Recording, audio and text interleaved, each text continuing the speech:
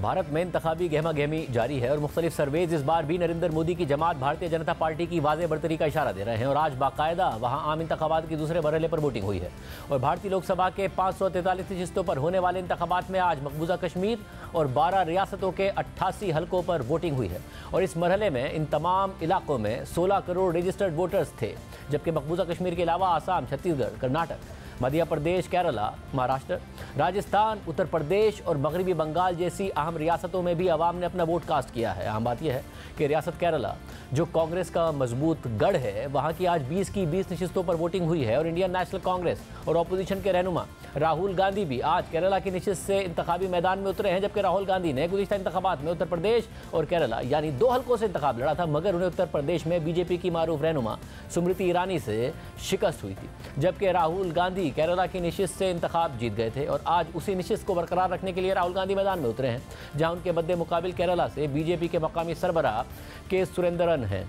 इसी तरह दूसरे मरहले में इलेक्शन लड़ने वाला एक बड़ा नाम कांग्रेस के रहनुमा शशि थरूर का है, जो केरला के ही एक हल्के से इंतखाब लड़ रहे हैं, जहां से वो 2009 से मुसलसल इंतखाबात जीतते आए हैं। और इस दफ़ा बीजेपी ने शशि थरूर के मुकाबले में इस हल्के में अपने मरकजी वजीर राजीव चंद्रशेखर को मैदान में उतारा है। इसके अलावा आज के इंतखाबी मरहले में मारूफ बॉलीवुड अदाकारा और बीजेपी की रहनुमा हेमा मालिनी भी पार्टी के मजबूत गढ़ से इंतखाबी मैदान में उतरी हैं। हेमा मालिनी उत्तर प्रदेश की नशिस्त से इंतखाब लड़ रही हैं, जहां से वो मुसलसल 2014 और 2019 के इंतखाबात में कामयाब होती रही हैं। और इस मरतबा उनके मद्दे मुकाबिल कांग्रेस के मुकेश धनकर हैं।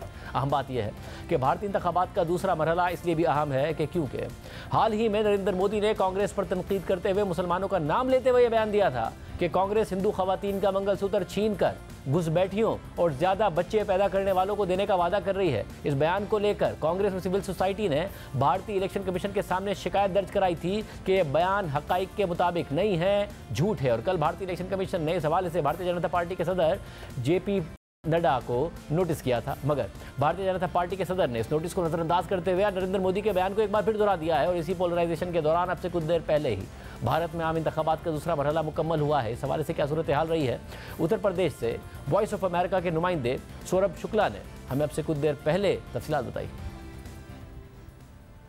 उत्तर प्रदेश जहां पर हम खड़े हैं, यहाँ पर बहुत हाई प्रोफाइल कुछ सीट्स हैं जहां पे बहुत इंटरेस्टिंग फाइट देखने को मिल रही है। बॉलीवुड की 80s 70s की स्टार हेमा मालिनी मथुरा से बीजेपी की कैंडिडेट हैं, आज वहाँ पे वोटिंग हुई। इसके अलावा मेरठ, जहाँ से हमने आज रिपोर्ट भी किया, मेरठ में अरुण गोविल जो 80s में रामायण आया था, जो रिलीजियस सीरियल इंडिया में बहुत पॉपुलर हुआ, उसमें भगवान राम का किरदार निभाने वाले अरुण गोविल को मैदान में उतारा बीजेपी ने, ताकि वो जो राम मंदिर अयोध्या में बना है उसका माइलेज मिल पाए। क्योंकि इंडिया में अगर आग बंद करके भगवान राम को लोग सोचते हैं तो फिगर अरुण गोविल की आती है, क्योंकि वो इतना पॉपुलर हुआ रामायण वो सीरियल। पिछली बार जो 88 सीट्स आज पोलिंग हुई है, वहाँ पर 61 सीट्स एनडीए यानी बीजेपी और उसके अलाइज ने जीती थी। प्राइम मिनिस्टर मोदी साफ तौर पर कह चुके हैं कि उनके बयानों में वो कह रहे हैं कि अगर कांग्रेस यानी अपोजिशन पार्टी पावर में आएगी तो वो हिंदू महिलाओं का मंगलसूत्र बेचेगी और उसका पैसा उन लोगों में बांटेगी जो ज़्यादा बच्चे पैदा करते हैं। उनका इशारा मुस्लिम कम्युनिटी की तरफ है। तो कांग्रेस पार्टी कह रही है कि बीजेपी और प्राइम मिनिस्टर ये बयान देकर के पोलराइज करने का कोशिश कर रहे हैं, हिंदू वर्सेस मुस्लिम कर रहे हैं। ये सब कुछ चल रहा है। राहुल गांधी का कहना है कि उनकी गवर्नमेंट अगर आती है, कांग्रेस सरकार अगर सत्ता में आती है, जो एक अपोजिशन पार्टीज़ का अम्ब्रेला बनाया इंडिया अलायंस, वो आता है तो अनएम्प्लॉयमेंट को का जो बड़ा इशू है, मसला है, उसको सॉल्व करेंगे। अब थर्ड फेज़ है वो इंडिया में 7 मई को पोल होगा और एक लंबा इलेक्शन है और रिजल्ट्स 4 जून को आएंगे तो पता चलेगा कि दिल्ली में जो इंडिया की कैपिटल है उसमें प्राइम मिनिस्टर ऑफिस में कौन बैठता है।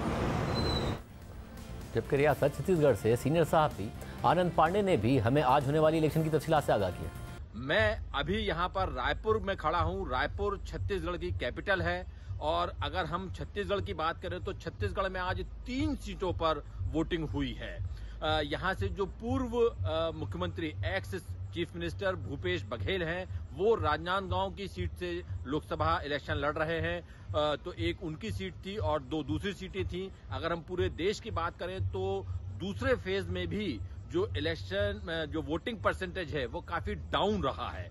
ये पूरे देश के लिए, चुनाव आयोग के लिए और खास तौर से भारतीय जनता पार्टी के लिए बहुत एक चिंता का विषय बनता जा रहा है। पहले फेज में भी पिछले चुनाव के मुकाबले 2019 के इलेक्शन के मुकाबले काफी लो वोटिंग रही थी और इस बार भी अभी लो वोटिंग के जो खबरें हैं वो आ रही हैं, क्योंकि हमेशा देखिए ये माना जाता है कि अगर वोट परसेंट कम होता है तो आम धारणा ये है कि बीजेपी को उससे नुकसान होता है। ये आम धारणा है। तो बीजेपी बहुत ज्यादा चिंतित है इस बात को लेके। अभी कल ही अमित शाह खुद भोपाल आए थे। भोपाल में उन्होंने नाइट स्टे किया था और उन्होंने पार्टी कार्यकर्ताओं की मीटिंग ली, नेताओं की मीटिंग ली। उसमें उस मीटिंग में इस विषय पर बहुत गंभीरता से विचार किया गया, बातचीत की गई कि भाई आखिर कैसे ये टर्नआउट बढ़ाया जाए, कैसे वोटर्स को घर से बाहर निकाला जाए। पूरे देश से खबरें यही आ रही हैं कि लोगों में उत्साह भले ही कम हो, ज़ील भले ही कम हो, लेकिन पीसफुली पूरा इलेक्शन चल रहा है।